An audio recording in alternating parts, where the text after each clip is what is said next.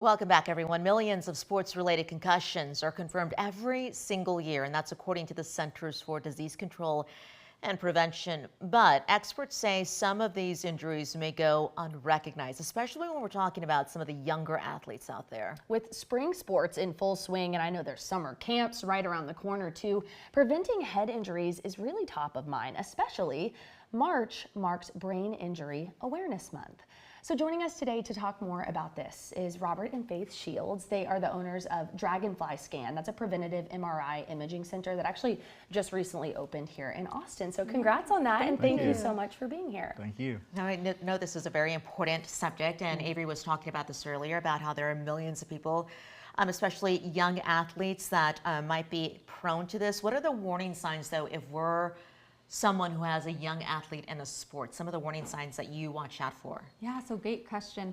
Mood changes, sleep pattern changes, so maybe sleeping less, sleeping more, balance issues. And I think as a parent, you really know your children best. And if you know something's off, especially if they've had a hard fall or took a hard hit, it's so important to make sure you have followed up on their brain imaging. What are things you hear from patients or parents when they come to you? What are maybe some misconceptions or myths about concussions? Well, I think, the biggest myth is you have to be unconscious, right? Like, if you didn't get knocked out, you're probably okay. And I think that's the furthest from the truth. I mean, a brain injury could happen, really, not even you don't have to be unconscious. Any kind of, you hit your head on anything at any time, it could happen. Yeah. And that might be something that challenges traditional wisdom of, hey, rub some dirt in it, get on back out there. Yeah. It could happen at any point. So what happens if we maybe ignore those signs or don't see those signs as obvious as we just talked about? What are the risks of getting repeated concussions, though? Yeah, I mean, you can see, big behavioral changes, changes in a child's school development. So just making sure you're paying attention and making sure they're not regressing or they're having,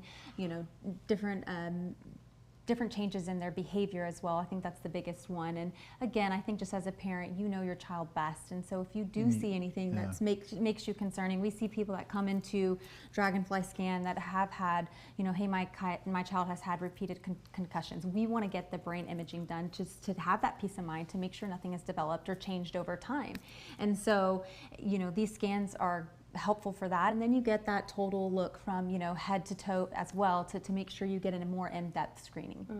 So if someone is bringing their child in, I think maybe many of us adults have had some kind of imaging or scan before, but how do you walk a family through this? It might be kind of scary for a child to get one of these scans. Yeah, we try to make it as easy as possible.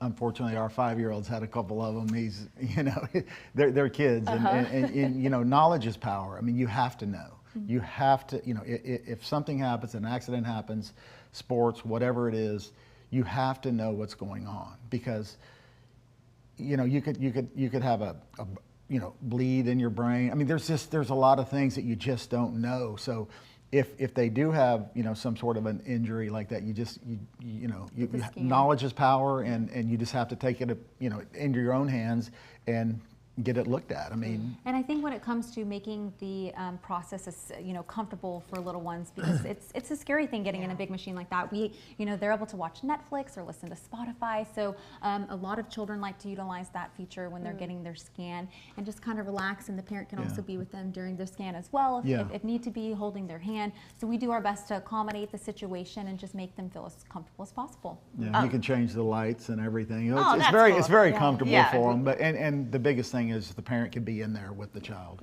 Oh yeah, that's really important to make sure you have that support. I know we're running out of time, but quickly, tell me about the technology that has come far in advancing, making sure that we are able to do this. Yeah, so imaging, we've been in the business for 27 years. We've just seen so much advancement in, I guess, computers and AI, and we have brand new, the latest equipment, AI, powered machines. So it's just gotten a lot better, quicker, faster, and better quality images. Yeah. can give that peace of mind that you were talking about, Absolutely. particularly for a parent. Yeah, I know. With kids in sports. Okay, we could keep you here all day. Thank you so Yes, much for of this course. insight Thank and you. hopefully giving parents some action items as their kids continue to get out there and, as you said, be kids. That's right. That's right. Robert and Faith Shields with Dragonfly Scan. Thank you so much. Yes, Thank thank you. you.